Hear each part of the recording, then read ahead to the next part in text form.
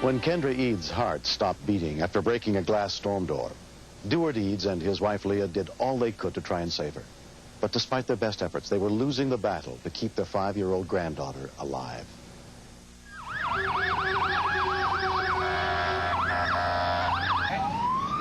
EMT Mark Brem got to the scene within 4 minutes.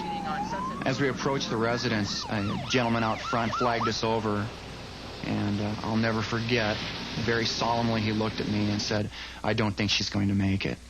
Straight on back. I checked her immediately for vitals to see if she had a pulse or any respiration. She had none. Let's get her down to the floor. I lowered her to the floor where we had room to work on You got her. that blanket there, ma'am? I asked my partner to start breathing for her with a bag valve mask. Get ready to bag, Tom. We got CPR. 812 all incoming units. We've got child CPR going. Okay, but we're going to be late in traffic here. Paramedic Mel McClure and his partner were still more than 5 miles away. It was tremendously frustrating to be fighting the traffic, knowing they were doing CPR on this little girl. The thing that goes through my mind then is it possible for us to make it there in time? The members from our engine company entered the house and hooked her up to 100% oxygen and to our heart monitor. Stop CPR? But there was no heart rhythm at all, no electrical activity at all, nothing that would keep that little person alive. 1, 2, 3. Okay. 1, 2, 3. Good. I wanted to trade places with her. I just didn't want this perfect little girl to have to go through something like this. And I can just see her slipping away. Bag. After a few cycles of CPR, we'll stop and check for a pulse. And if there's no activity at all, we'll just continue CPR. You never want to give up. You never want to quit. When the paramedics arrived, they immediately commenced advanced life support. When we walked in, I looked at the monitor. It was flatlined. To me, that said that she had bled to death.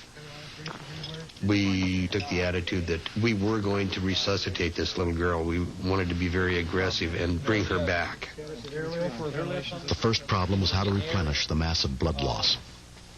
It was more than just dripping fluids. We were squeezing the bags to force it in as rapidly as we could. Okay. Everybody quiet so Tom can listen to breath sounds. Full chest compression. The chances of surviving from traumatic cardiac arrest is pretty grim. It's very hard to work on a dead 5-year-old girl.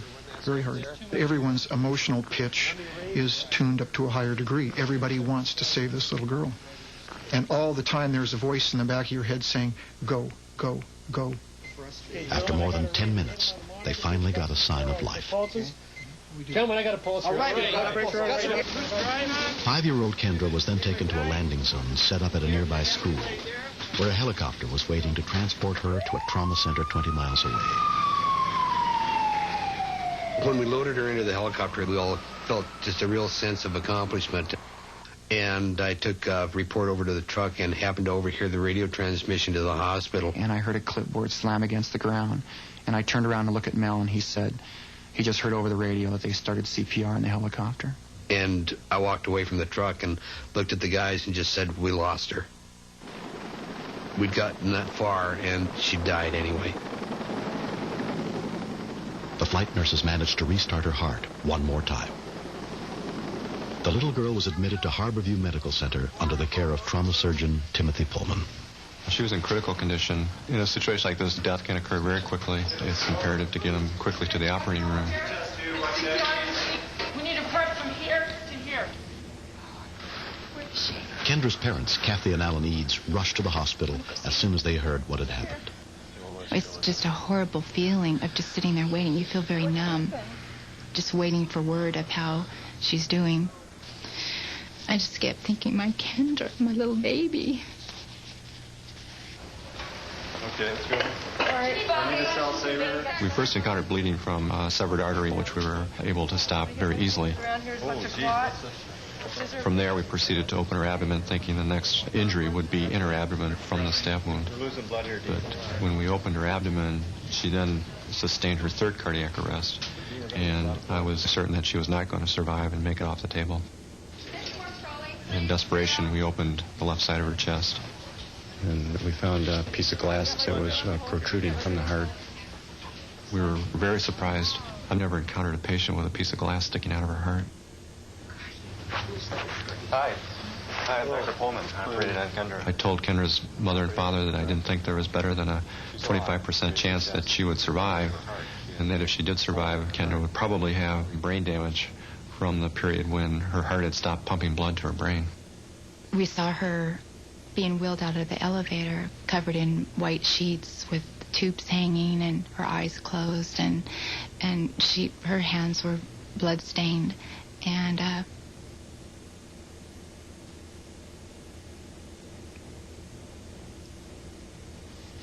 it was an awful thing to see. Kendra was transferred to Children's Hospital and Medical Center, where she was placed in a drug-induced coma to give her the best chance to heal. We didn't know if she could hear us, so we talked to her like she could. I told her that I loved her, that I was with her. We were at her bedside all the time, from 6:30 in the morning till 10 at night, and in the evenings we slept in a motorhome out in the parking lot. If she woke up and asked for us, we wanted to be right there to comfort her. As the days went by, Kendra's condition began to deteriorate. A medical team, including cardiologist Isamu Kawabori, discovered that the wound in her heart wasn't healing. We were able to inject a special dye, and we could see the heart chambers, and we could see that that hole was very large and causing her heart to fail. And so this was also affecting her lungs and her other organ systems. Kendra needed emergency surgery, but there was a chance her heart might be too weak to survive it. I had no idea. I had no idea if I was going to see her or not. See her alive again. Kendra Eads underwent 4 hours of delicate open-heart surgery. 2 months later, she made an amazing recovery.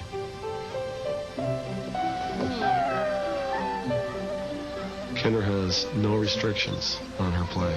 She can do everything that all the other kids can do. There are a lot of people involved in how well she's doing now.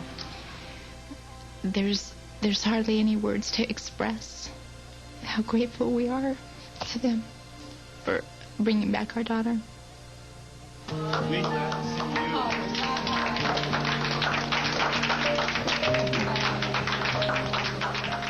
A lot of people helped me, and I'm happy about that. There's no way that I can ever repay what they did. I am very thankful. They gave me my little girl back.